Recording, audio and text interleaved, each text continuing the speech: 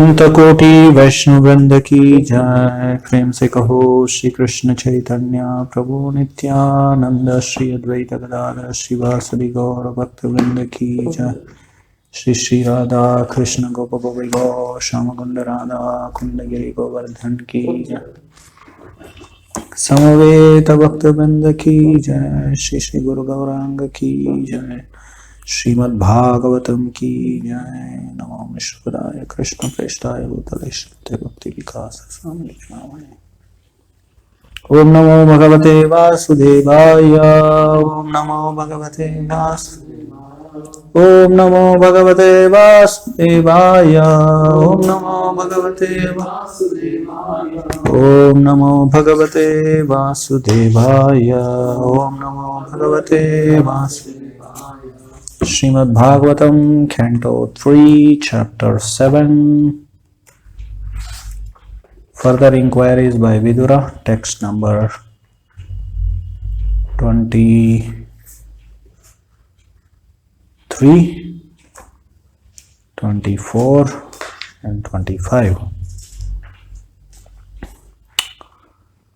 Yasmin dhashavidha pranaha सेन्द्रियार्थेन्द्रियस्त्रिवृत्।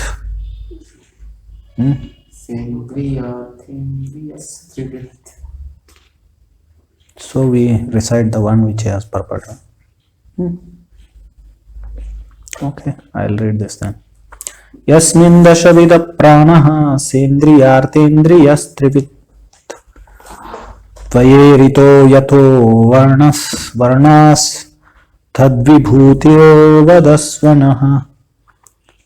O great Brahmana, you have told me that the gigantic Virata form and his sense objects and 10 kinds of life here exist with 3 kinds of life vigor. Now if you will kindly explain to me the different powers of the specific divisions.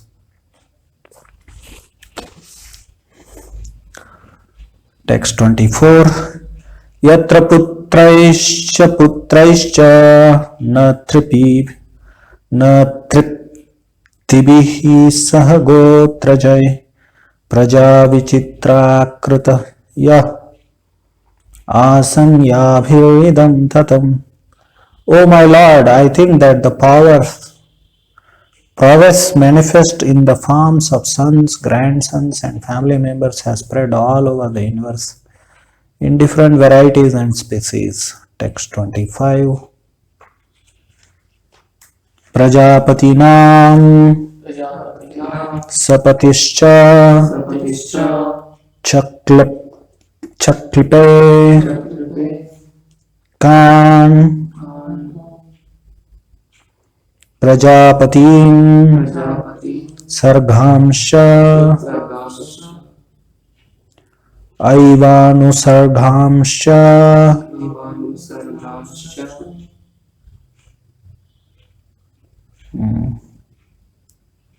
chayeva anusargam manon manvantaradipan Prajapatinam sapatischa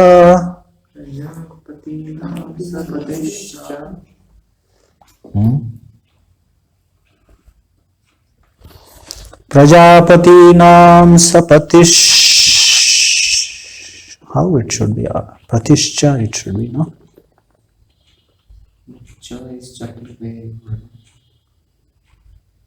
Prajapatinam sapatischa. Then it becomes, we can't divide it like that. Prajapatinam sapatish Chaklipekan Prajapatim Sargam Chaivanu Sargamscha Manon Manvantaradipan Prajapatinam sapatish चक्लुपेकान् प्रजापतिम्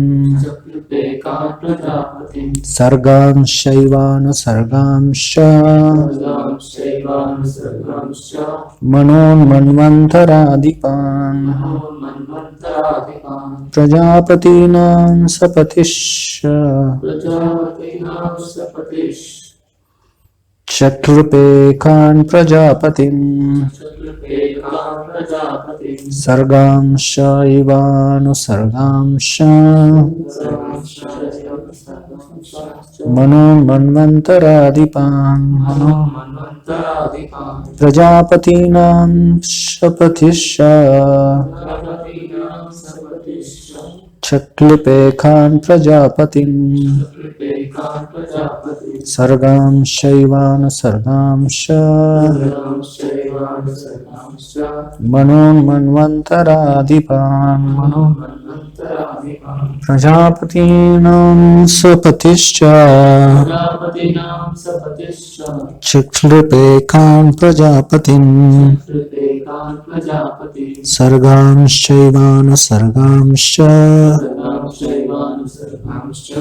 मनोन्मन्वन्तरादिपान् प्रजापतीनां सपतिस्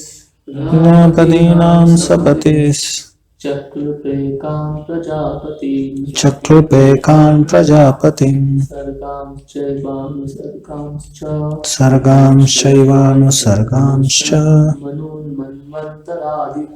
मनोन्मन्वन्तरादिपान् प्रजापतीनां सपतिश्च चक्लुपेकान् प्रजापतिम् सर्गांश्चैवानुसर्गांश्च मनोन्मन्वन्तरादिपान् प्रजापतीनां सपतिश्च whomsoever Prajapatim, fathers of the living entities, Sargam, generations, Cha, also, Eva, certainly, Anusargan, later generations, Cha, and Manun, the Manus, Manvantaradipan, and the changes of such. Translation and purport by His Divine Grace A.C. Bhaktivedanta Swami Srila Prabhupada. Translate. O learned Brahmana, please describe how the leader of all the demigods, namely Prajapati, Brahma, decided to establish the various Manus, the heads of the ages. Please describe the Manus also, and please describe the descendants of those Manus.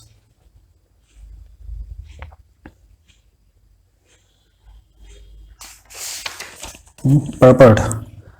The human race or Manushya Sara descends from the Manus, sons and grandsons of the Prajapati, Brahma. The descendants of Manu reside in all the different planets and rule all the universe. Dasya Jnananjana Shalakaya Chakra Tasmai Shri Gurave Namaha Jai Shri Krishna Chaitanya Prabhu Nityananda Shri Advaita Hare Krishna Krishna Krishna Hare Hare Hare Rama Rama Rama Hare Hare. Prabhupada purport, I'll read once more. The human race or Manushya Sara descends from the Manus, sons, grandsons of Prajapati, Brahma. The descendants of Manu reside in all different planetary. Before I'll read. Translation. Oh, learned Brahmana, please describe how the leader of all the demigods, namely Prajapati, Brahma, decided to establish various Manus, the heads of the ages. Please describe the Manus also, and please describe the descendants of those Manus. So,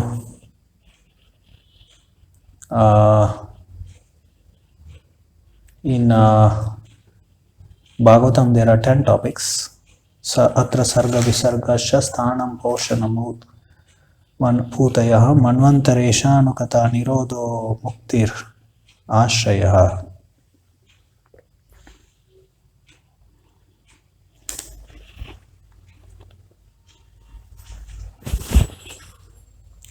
there is another verse actually which speaks about 5 topics in the Puranas. So in that Vamshavali comes, out of the 5 topics. So I forgot that verse actually. I could have prepared, but anyway, you can look later. You can ask me. So in this way, in Bhagavatam, out of the 10 topics, Manvantara is one of the topics. Or out of the 5 topics of the Puranas, Vamshavali. So now Vidura is asking about Vamshavali. So, and Manvantara. From here onwards until 10th canto, 9th canto, end of the 9th canto. So mostly this topic will be flowing. Of course, there will be overlapping of like Ishanukata means about avatars, different avatars, because so like that it will come. Then in the 10th canto, there is pastimes of Krishna, that is Ashraya. Topic is there. So this verse is basically the basis for next 7, 8 canto, 9 up to 9th canto. That means 6 cantos. So overlapping would be there of different topics like Ishanukata. Ishanukata means about different avatars. And Prabhupada, please describe the Manos and also please describe the descendants of those Manos. And in the purport, Prabhupada he says, human race or Manushya Sara descends from Manos, sons and grandsons of Prajapati Brahma. The descendants of Manu reside in different planets and rule all the universe. They did not come from monkeys. Of course, scientists also they say that they don't. It's very simplified statement. Man comes from monkeys. We say Darwin said man comes. Darwin didn't say man comes from monkeys. It's a very simplified statement. It is. So, first of all, Darwin he didn't just speak about origin of human race. His book was on the origin of species. On the origin of species. Sometime previously, I think I spoke also. I made some notes about my hopeful book on Darwinism, my Vedic challenge to Darwinism. So when he says on the species, on the origin of species,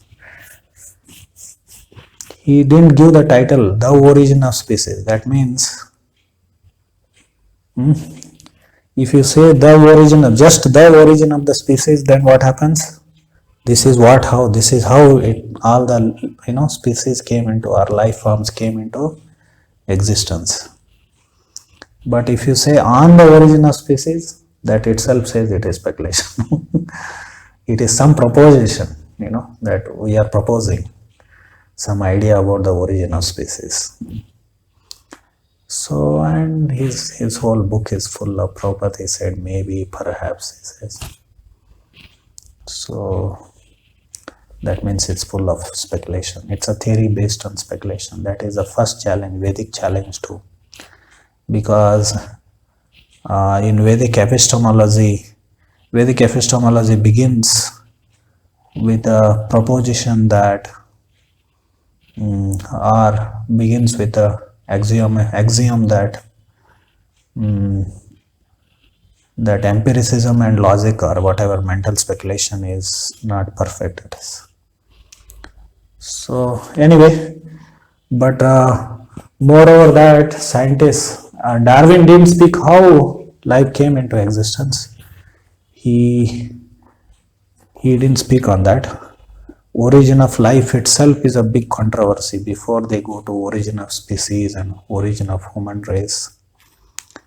So the most popular idea is spontaneous generation of life or chemical evolution of life is the most prominent idea. But because that is debated, So how we refute? Because they have not still established life can come from chemicals, So that Stanley Miller, he tried and he came up to amino acids.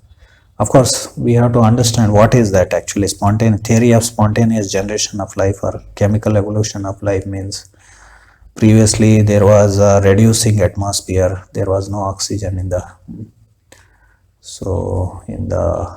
universe. So there was just earth was like primordial soup. So it was like khichdi in our ISKCON. So then because of lightning and rain, so first single cellular living organism was created. Of course, before that, they say there was what is that? Hydrogen and oxygen, and they combine to form proteins, and proteins are considered as before that amino acids comes. I think amino acids, then comes proteins. So carbon and hydrogen and then oxygen from the atmosphere, so they make amino acids. Then by lightning and radiation, so from there it goes to they make proteins, and proteins are considered as building blocks of life. And then the first single cellular organism was formed, and that jumped out of the water, or that soup came to the land. Then eventually it multiplied into multicellular organism like that. That is how the story goes. And Stanley Miller, he tried to create that original atmosphere, reducing atmosphere, and tried to prove that. He came up to amino acids. Then further it didn't, progress his experiment. So till now it has stopped there. And Prabhupada, he gave the challenge. Okay, if chemical life comes from chemicals, then put some chemicals and make that body into alive. So there was one person called Luis Carlo. He was that person who Alice in Wonderland. So he has left millions of dollars and made a will that if at all in the future scientists make life from chemicals, or they are able to revive dead man and make him alive, they can make me alive. He has left and his body is preserved till now. Anyway, from here the first problem here is that basically scientists don't know what is life. Why? Because according to Bhagavad Gita and Vedic scriptures, life means consciousness. That is how we distinguish between living and the non-living. And consciousness comes from soul. So basically soul is the origin of life. Soul is the source of life, source of consciousness. So, and Krishna says that soul is eternal. It is neither has birth nor death. So then there is eternal word. So in this way, that is a different subject matter, origin of life. Now origin of species, then our Mr. Darwin, he proposes that over long span of life, by the process of natural selection, so different species came into existence after a long span of, because the variation and mutation change among the living forms takes place in a very slow process. So he said over the long span of life, natural selection. So but scientifically he has not proved that, and so different ways they wanted to. When Darwin wrote this on the species, the molecular biology had not so much progressed. Now, that time archaeology was very developed, and and he tried to prove by archaeological process that digging the earth and finding the fossils. So it is also geology is also connected with that. So in the sense, geology is basically formation of the earth. So according to them, the earth formed, there are different layers of the earth, and the inner layer and the outer layer, one by one. There are some geological terminologies for that. So one by one the layers are formed. That's how earth came into existence. And different species of life which existed at different times over a long span of time, so their fossils got buried in earth in different layers. So based on that, so they will dig in the deep and find out those fossils, and with the dating techniques they will try to understand that, oh, this form of life existed at this point of time, and like that. But from archaeology you can't prove anything actually, practically. First thing is that there are fossils in one layer of the earth having many species coexisting. So the story, the evidence says like that. So although they intelligently, that our Tirthakarma Prabhu and Sadaputi Prabhu, they said that it is, they do knowledge filtering, they edit the evidence to suit their theories.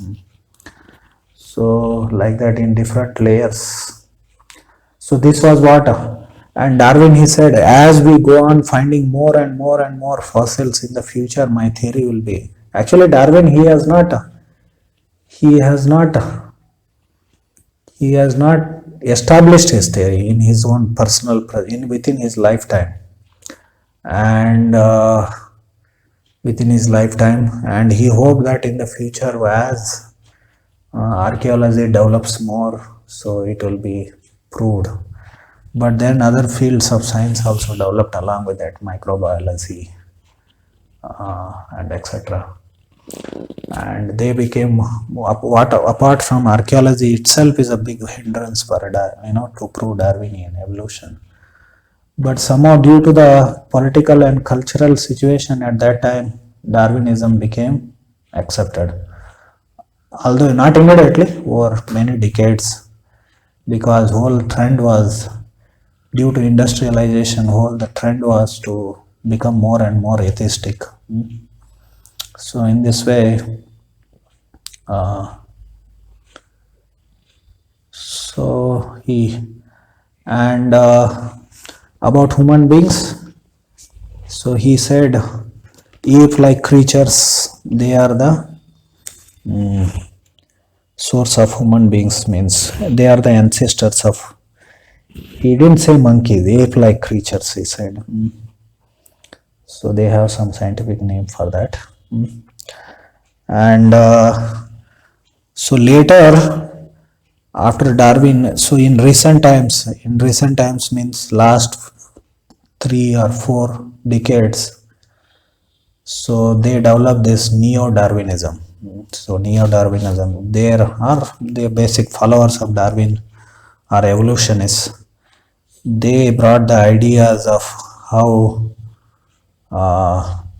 4 to 5 million years before, so there was a species called Australopithecus, and Australopithecus is it's a divide between now the present, monkeys, gorillas, chimpanzees. So they are one tree of evolution, one branch of evolution, and the other branch is these different we can say humanites, we can call them as humanites, means they are ancestors of modern human being. So there was Australopithecus 4 to 5 million years ago. Then after that Homo habilis came. From Homo habilis, Homo erectus came, and after Homo erectus, Neanderthal man came, and from Neanderthal man, modern man called Homo sapiens came. So Homo sapiens originated in 1 lakh years before. So this is how the human history of human race starts.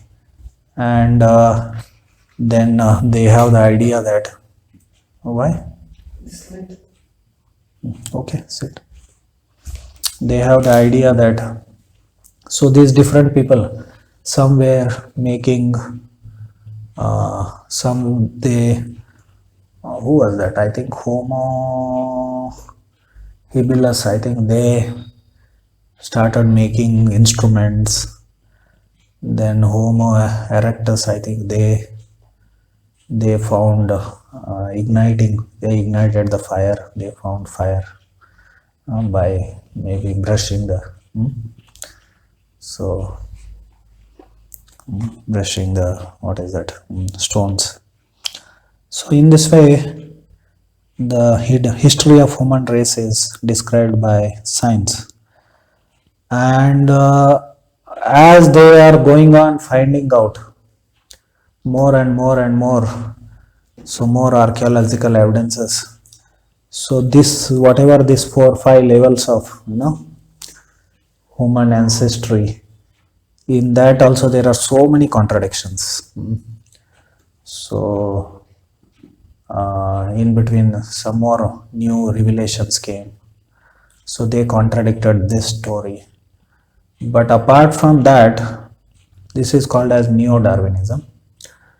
And apart from this, Darwin has not spoken about all this: Homo australopithecus, Homo erectus, Homo habilis, Homo erectus, or Neanderthal, or Homo sapiens.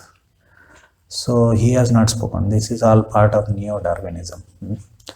And so then, apart from this, our devotees like Sadaput Prabhu and Dhritakarma Prabhu, so they wrote this book, Forbidden Archaeology, that they produced enormous, that is 952 pages of enormous evidence how all these levels of whatever human beings, they coexisted, or fully developed modern man existed in all these levels of human predicted human ancestry by evolutionists.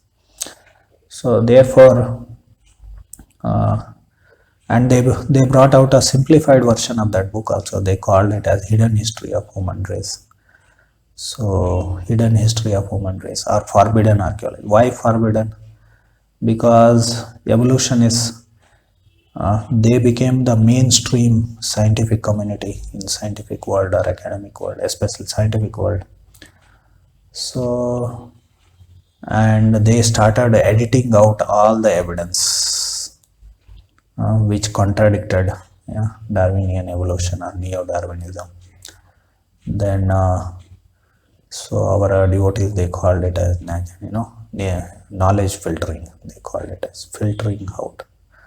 So knowledge filter means what? Like water filter, it removes all the impurities and leaves the clean water. So similarly, these people, they removed all the evidence which contradicted their dogmatic theory or idea. So actually, one should edit one's theory according to evidence, not edit evidence according to theory. But these people, so this is cheating. So we see that there are 4 kinds of defects in human beings, and scientists are also not exempt from them, and this is cheating propensity of the scientists. And Although now science is considered, in India especially, science is considered as a great thing. So one time, one I just saw some many months back, some video, YouTube video, somebody sent to me or something. One reporter is interviewing one sadhu who has started one party in India. I don't know him much, but because I don't remember also, because I saw that for just briefly, and he was asking him many questions. This person, he wants to establish Hindutva and all these things. And in Hindu scriptures, there is so much this, history of all millions of years. And that guy says that 3,500 years back, there was no civilization in India like that. His reporter is asking, and this fellow, he doesn't know all this modern science, history, and all. He's simple sadhu. He made fool of himself.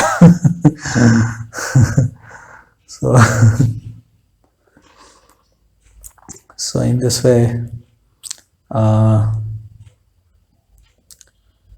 descendants of Manu. So anyway, that is a story of humanity according to modern science. Then, so these devotees, they presented hidden history of human, the enormous evidence against evolution. So they presented that this scientific evidence comes close to Vedic teachings. So how? So basically, they told that how they calculated a day of Brahma, our devotees, and how from the beginning of Brahma's day, 8.6 billion years, something is there, no, that. So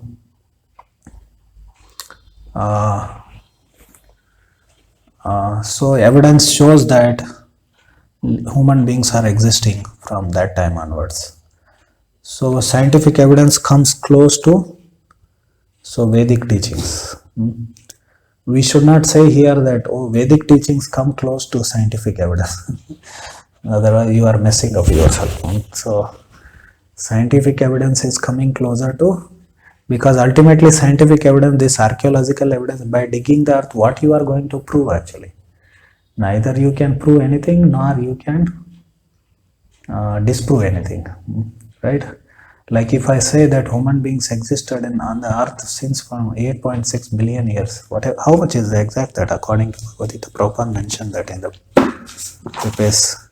Brahma, basically he calculates Brahma's day, it is like 43,20,000 into 1,000 into 2 into 30 into 12 and into 100 is the day of Brahma. No, that is life of Brahma actually. So day of Brahma is what? Into 1,000. Yeah, sorry. So, and Prabhupada, he calculates that, Krishna comes to establish that purpose in every day of Brahma. So every 8.6, what is it? How much it will come? Yeah, it's 8.6. How much it will be? We should know, no? We should. 1,000 into 43,20,000. 4.3 billion. 4.3 billion. 4.32 billion years.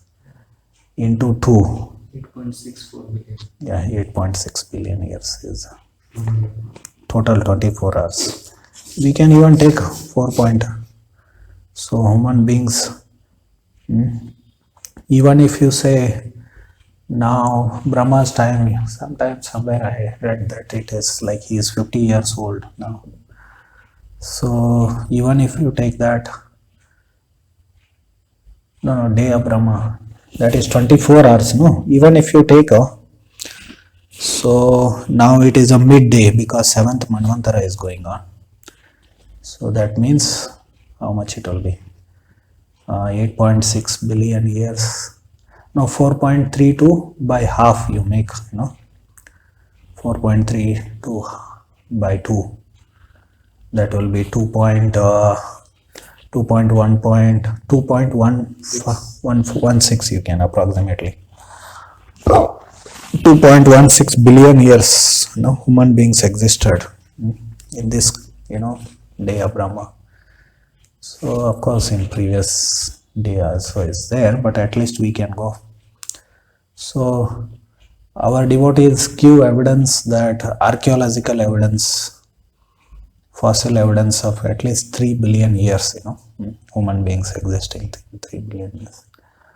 So, but ultimately it comes, so basically we can't prove anything and disprove anything by archaeology, because there are always contradictory evidences are there, and this whole thing, our calculating means, faculties, everything is limited. There are limitations. So carbon dating, or all these dating techniques, they will not give the exact date actually. So they can give only range. Like now I said Australopithecus is between 4 to 5 million years. So it can only give some range, it cannot give exact. So there are a lot of limitations of all these dating techniques, everything. But then, so ultimately this archaeological evidence can only be a supporting evidence. So we have to take knowledge from the authorities. That is perfect knowledge that we all know in Vedic epistemological discussions. And so then we come to the point that, so how human beings came? So human beings came from Manu. So Vedic teachings, they say. Oh, now I made that point that scientific evidence comes close to Vedic teachings, or it is helpful to establish Vedic teachings. If you want empirically, I believe only in empirically. So empirically also you can prove Vedic teachings. So, but it doesn't come close to other religions like, God created world 6,000 years. Here scientists are speaking human beings 4 to 5 million years, that to human race, what to speak of, long span which Darwin spoke about other species. So you can see that how these Abrahamic religions, they can't, either way they can't establish their points. But from Vedic, whether you want to take according to the Vedic epistemology of top-down method, gaining knowledge by top-down method, gaining knowledge from higher authorities, or by empirical means, you can establish both ways. Logical way, philosophically also, empirically also, and so by Swata Pramana of self-evident Vedic means, you can prove the Vedic teachings.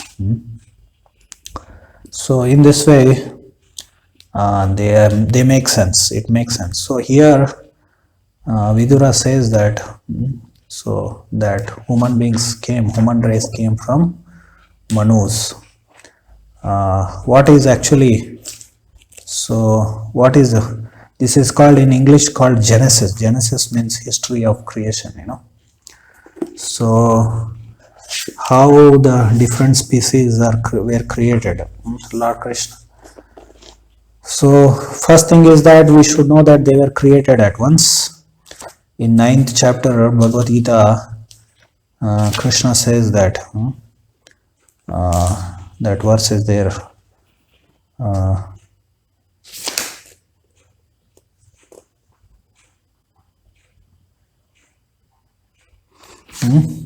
So he says, Prakritim swam avashtabhya visrajami puna puna bhuta gramam imam krasam avasham prakriter vashat. The whole cosmic order is under me. Under my will it is automatically manifested again and again. Under my will it is annihilated at the end. So we are speaking about Brahma's day, and this is Brahma's life. Again and again, this material world undergoes creation and destruction. So again, under my will it is annihilated. It will be automatically manifested, created. So in this purport, Prabhupada, he says, now as far as the living entities are concerned, they are impregnated into this material nature as a result of their fast deeds, they take different positions. Thus, the activities of this material world began. The activities of different species of living beings are begun from the very moment of the creation. It is not that all is evolved. The different phases of life are created immediately along with the universe. Men, animals, beasts, birds, everything is simultaneously created because whatever desires the living entities had at the last annihilation are again manifested. It is clearly indicated here by the word avasham that living entities have nothing to do with this process. The state of being in their past life. So Prabhupada, he says there, here he basically refutes evolution. It is not that all is evolved. They were created simultaneously. Then, then in the 10th chapter, Krishna, he says, that verse is there, no? Maharshaya saptapurve chatvaro manvanstata. What is that verse? 10 point, what is that? 6. Maharshaya saptapurve chatvaro manavastata. Madbhavamana sajata yesham loka imam praja. The 7 great sages and before them the 4 other great sages and the Manus, the progenitors of mankind, came from me, born from my mind, and all the living beings populating the various planets descended from them. So Maharshaya Saptapurve. So first he created these 24 people, 25 people, and they created all other species and including human beings. So they are called as Prajapatis, Prajapati. Praja means Prajayate, means that which takes birth on the land, takes birth. So those living entities, all living entities are called as Praja. Then these are called Prajapatis because they are, so they created different species. Actually here Krishna says, they came from my mind, he says, came from born of my mind, and all living beings populating the various planets descended from them. So he says, actually they came from Brahma, actually they are called as Manasa Putras, Brahmas, born from Brahma's mind. So here sometimes Krishna himself becomes Brahma, because when there is no, Brahma is generally living entity, but if there is no suitable living entity, Krishna himself becomes Brahma. So we have to understand like that. And ultimately Brahma is empowered by Krishna. It is his energy. So Krishna can claim that, I am the creator. I made it. So now you may be cooking something. You may engage your assistant to cook there, but you will be guiding, or you will be maybe putting the main thing. And you may, in the end, you may say that, I made this item like that. So maybe most of the things may be done by your assistant. So similarly, Krishna is claiming that I created this. Or in the mood of Brahma. There are many such verses in Bhagavad Gita. That 14th verse, Krishna speaks in the mood of Shiva actually. He says, Dasam Brahma Mahadyonir Aham Bija Pradapita. I am the seed giving father of living entities. Prakriti is mother. Prakriti is like personification of Prakriti is Durga Devi, and husband of Durga Devi is Shiva actually. Shiva becomes our father actually. So Shiva becomes our father. So when Krishna says, I am the father, he is speaking in the mood of Lord Shiva actually. But ultimately he is the source of Lord Shiva. He is the one who empowers Lord Shiva. So similarly here he is speaking in the mood of Brahma actually. I am the Brahma. I created. So these 25 people, they populated the entire universe with all kinds of species. So purport, very nice purport is there. So I will just read this. The Lord is giving a genealogical synopsis. I said Genesis, Genesis, creation of species. So genealogical synopsis of the universal population. Brahma is the original creature born out of the energy of the Supreme Lord, who is known as Hiranyagarbha. And from Brahma, all 7 great sages, Sapta Rishis, Maharshaya Sapta Purve. And before them, 4 other great sages, Purve. Actually, the first sons of Brahma were these 4 Kumaras. Therefore, Purve Chatvara word comes here. Sanaka, Sananda, Sanatana, and Sanat Kumar. And the 14 Manus, Manvastata, are manifested. All these 25 great sages are known as patriarchs of living entities all over the universe. There are innumerable universes and innumerable planets within each universe, and each planet is full of population of different varieties. All of them are born from these 25 patriarchs. Brahma underwent penance for 1000 years of the demigods before he realized by the grace of Krishna how to create. Then from Brahma came Sanaka, Sananda, Sanatana, and Sanat Kumar, then Rudra, then the 7 sages. And in this way, all Brahmanas and Kshatriyas are born out of the energy of the Supreme Personality of God. Brahma is known as Pitamaha, the grandfather, and Krishna is known as, who is Pita then? I told Shiva is Pita. Here all these people are Pita actually. Prajapatis, and Brahma becomes Pitamaha, and next, and Brahma is known as Pitamaha, the grandfather, and Krishna is known as Prapitamaha, the father of the grandfather. That is stated in 11th chapter of the Bhagavad Gita. You understood, no? Either you take Shiva as the father of living entities in this world, or you take all these Prajapatis. So their father is Brahma, then he becomes our grandfather. And then Brahma's father is Krishna, or Garbhodakshaya Vishnu. So he becomes Prapitama, great grandfather, father of the grandfather, Prabhupada says. And in 11.39, Arjuna said that Vayuryamogni Varuna Shashankaha Prajapatistvam Prapitamahascha Namo Namaste Stu Sahasra Kritva Punascha Bhuyopi Namo Namaste. You are the air and you are the supreme controller. You are fire, you are water, you are the moon, you are Brahma, the first living creature, and you are the great grandfather. Prapitamahascha. I therefore offer my respectful obeisances unto you 1,000 times and again and yet again. The Lord is addressed here as air because the air is the most important representation of all the demigods. Being all pervasive, Arjuna also addresses Krishna as great grandfather because he is the father of Brahma, the first living creature in the universe. This is how all species came into existence. This is the hidden history of human race. They may say, oh, this is a great grand story, fantastic story it is.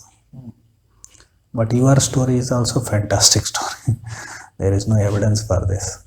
So you don't know how human beings came and how, because it is not, you are not able to prove your theory. So I have a better idea, so why not accept it? But they are not sincere, therefore they don't want to accept it. Like Prabhupada, he said that some theologians came to meet him in 1974 in Los Angeles, headed by that Stilson Judah. He brought them to meet Srila Prabhupada. Prabhupada, he says, you are theologians. Theologians means those who know God. So then according to you, who is God? He said. Then they say, we are searching this. Then that means you are not theology, you are theosophists. Theosophists means they are searching for God. So then Prabhupada, he said, you don't know who is God, and I am presenting God. Here is God, Krishna, the Supreme Personality of God. Why not accept it? And I am not presenting whimsically. So all the Vedic scriptures glorify him as God. All great acharyas, Ramanujacharya, Madhvacharya. So Lord Chaitanya and our Guru Maharaj, His Divine Grace, Om Vishnupad Paramahamsa Parivrajaka Acharya, Stotarshata, Bhakti Siddhanta Saraswati Thakur, and we ourselves are presenting. Then one of them, Stilson Judah, we are following certain pattern of life. So it is very, in our world, it is very difficult to change. That means they were all Christians, so for them to accept Krishna and change their, whatever religious faith or whatever, it is difficult for us like that. That means you are not sincere. Prabhupada smash them. So one proper disciple, Mataji, she told this story in that Prabhupada memory series. You will see that. She said, my family came from family of theologians. They were intellectuals. When I saw Prabhupada preaching, I got so much conviction and faith in Krishna consciousness. And so like that. So we should go and present this history of origin of life, history of origin of disease, history of origin of human race. Boldly we should present. If they challenge, we can challenge them. So you don't know. I have better. Why not accept it? Hare Krishna, Krishna Krishna, Hare Hare, Hare Ram. We are not telling like dogmatic religions, Abrahamic religion. God created world 6,000 years. We are presenting a solid fact here, which even modern empirical evidence also come close to this actually. Supports this. Hare Krishna, Krishna Krishna, Hare Hare, Hare Rama, Rama Rama, Hare Hare. Any questions and comments? So Manu was not a ape-like creature. That is for sure.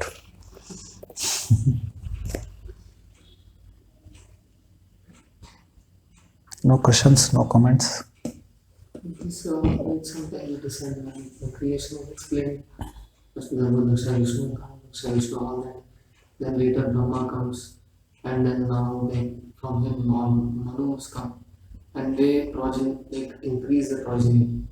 So this is explained on one side, and on the other Another side, point here is they will argue one point. Some of these Prajapatis, they gave birth to even different kinds of species actually. So they may question on that. But for that also there is material evidence. There are human beings within recent history who have given birth to snakes. Human beings giving birth to snakes. Yeah, within some 50-60 years. Many of those things are not revealed actually in media or in science and all because people are scared actually. There are many mysteries. There was one person, I think Arthur C. Clarke's Mysterious World. There were one time Maharaj gave me so many videos to watch. I don't have them because I lost my old hard disk, and then there are so many mysterious things. There are books, so many books written actually, but they are not promoted in media, science and all these things. They just remove those things. They don't research on that. They don't discuss those things. They don't teach them in curriculums. There are so many. There are rains in which fish come. Fish are rain of fish actually. So many things are there. Mysterious. So there is ample material evidence to establish what is spoken here in Bhagavatam and Vedic literatures. Because Shastra should also contain, Shastra is not illogical and unreasonable actually. Shastra is never, although at certain point it goes beyond reason and logic because it's perfect knowledge. Our logic and reason is imperfect. You are trying to understand what I am saying? So if there is, like you see, Anumana, logic means Anumana basically. Logic and reason comes in Anumana, empirical evidence comes in Pratyaksha. So it is highly perceivable, highly logical, highly reasonable, and at certain point it goes even beyond logic and reason also. So we have to logically understand that our logic is limited, reason is limited. First thing we have to understand. But whatever logic and reason we have, we can try to understand Shastra using that. Whatever empirical evidence we have, whatever, because they are also pramanas ultimately, right or not? But they are not perfect pramanas. So Pratyaksha and Anumana are also evidences, but they are not perfect evidences. So whatever supports the Vedic evidence, we take it. Other thing, we just means ultimately Pratyaksha and Anumana should assist, should support Vedic evidence, definitely.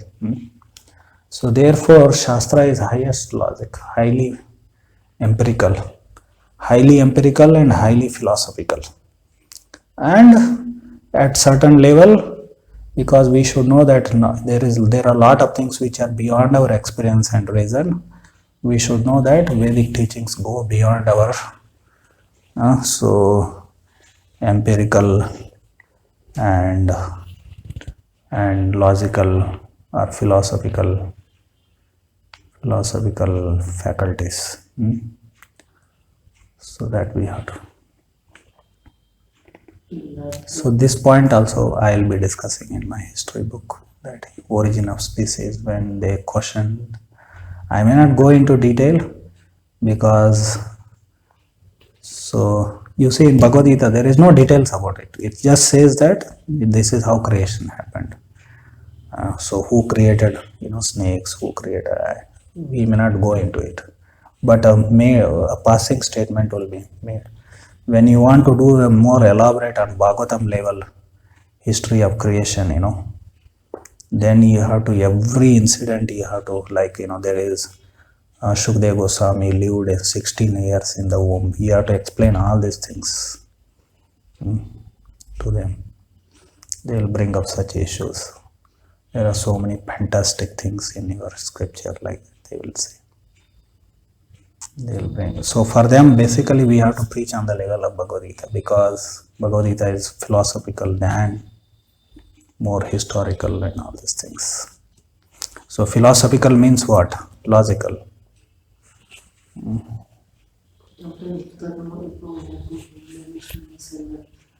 Maybe we can give some examples from history, like Ramayana, like the demigods all appeared as monkeys, some species like monkeys, and then later the specific species continued, or like example of Like that also you can, there is so many ways you can just the establish. species must have come into origin like that.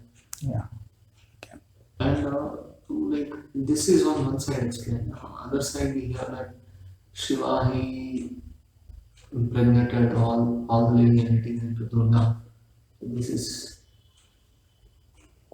something confusing. Yeah, so in the Upanishads what is said, Sa Aikshata Sa Ijjata. Sa means who is that? That Supreme Lord. By his glancing,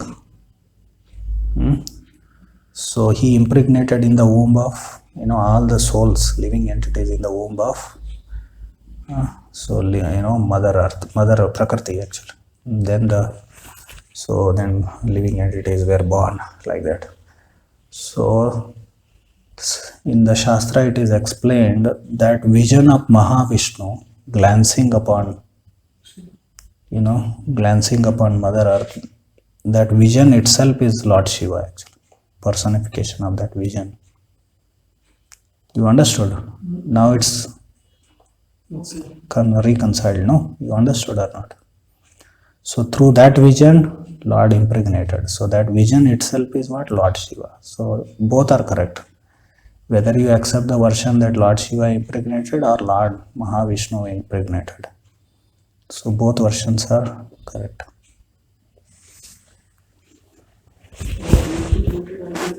Then Brahma from him, Manu's come, then Manu's something confusing. What is the confusion? Prakriti from material nature, Mother Earth. Means Mother Earth used them the shape and all that. Yeah, there are two things here actually. One side, all these 24 elements, that is, that creation is there of the substances, Then creation of life forms is there. When creation of life forms comes, then living entities has to be there. Actually, you got the idea. So, so Mother Earth, what is she? Actually, she gives a place for the living entity, and she gives ingredients for the development of the form of the living entity, right or not? So elements are provided by Mother Earth, actually. So then these people are the one who, give birth to them, actually, to the living entities, these patriarchs. You got the point.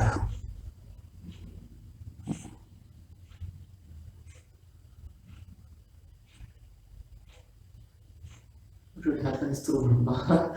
Yeah. Brahma is through Brahma only. Because Lord. And Brahma is called as Vidhi, he is sometimes called as Daiva, and he is the one who, according to law of karma, he engineers everything, every living entity, how he gets different forms and all these things. So then they are carried out by other Prajapatis. So the Lord's glance in the form of personification of Shiva is cast from Mother Earth, and he puts all the souls, and she gives ingredients. So now, then they are put in the sense that they are there in the nature, like there is a Mahatattva is there, Prakriti is there. In that Prakriti they are put.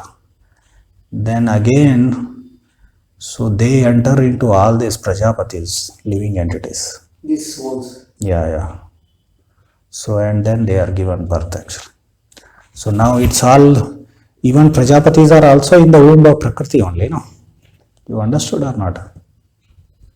In that sense, even Shiva's again second manifestation, he manifested through the forehead of Brahma. He is also in the womb of Durga, actually, Prakriti. You are not able to understand the level of this, how this creation takes place at different levels, actually. One level is, Mahatattva is created. So, material nature, Prakriti. And then living entities are put. That is one level of creation. After that, second level of creation, Visarga it is called as. They are given birth within the womb of Mother Nature. This again giving birth process is happening, actually. This Brahma is there, Prajapatis are there, even the second manifestation of Shiva is there. Again, she also manifests in that creation as Parvati, Sati, and also many, like that. This is all happening in the womb of Prakriti. So Brahma, Shiva, all come from, you can say. Come from him, they are in the womb. This whole creation is in the womb of Prakriti, actually. It's all happening in the womb of Prakriti, actually. You got it? Okay, Hare Krishna, Krishna Krishna, Hare Hare, Hare Rama, Rama Srila Prabhupada ki, Samveta Bhakta.